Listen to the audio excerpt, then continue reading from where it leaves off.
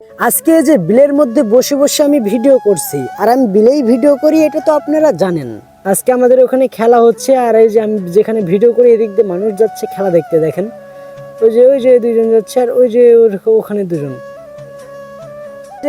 এইদিকে পুকুর পাড়ে বসে যেহেতু আমি ভিডিও করি, তো এদিকে পুকুর বিল অনেক, আর এই বিলের ওপারে অনেক দূরে একটা গ্রাম আছে, বা ওদিক করে আরো অনেক গ্রাম আছে।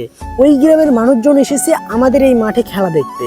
মাঠ এখান থেকে কিন্তু অনেক দূরে। আমি এখানে ভিডিও করছি আর বসে বসে দেখছি তারা দৌড়াতে দৌড়াতে যাচ্ছে, আর তারা বলছে যে ফুটবল খেলা দেখতে যাব।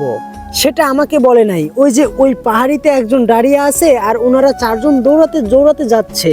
তো তখন ওই মানুষটি বলছে যে তোমরা দৌড়াছো কেন? তখন তারা বলছে যে আমরা ওই যে ওই গ্রামে ফুটবল খেলা হচ্ছে, ওখানে ফুটবল খেলা দেখতে যাব। সে এটা তো হতেই পারে, তাহলে আমি কেন তোমাদের এই কথাগুলো বলছি, তাই না? এটাই তো তোমরা ভাবছো। আমিও কিন্তু যাব খেলা দেখতে, ওই জন্য আজকে আমিও আগে ভাগেই ভিডিও করতে এসেছি। মানে ফুটবল খেলা দেখার প্রতি মানুষের যে এতটা ঝোঁক, এতটা আগ্রহ, তারা কাজ কাম ফেলে রেখে 10-12 কিলো রাস্তায় হেঁটে দৌড়ে আসতেছে খেলা দেখতে। এই আগ্রহটা, ফুটবল খেলা দেখার প্রতি যে আগ্রহ, এই আগ্রহটা যদি তারা তাদের জীবনের উপরে দিত, তারা সফলতার পিছনে দিত, তাহলে তারা সফল হয়ে যেত।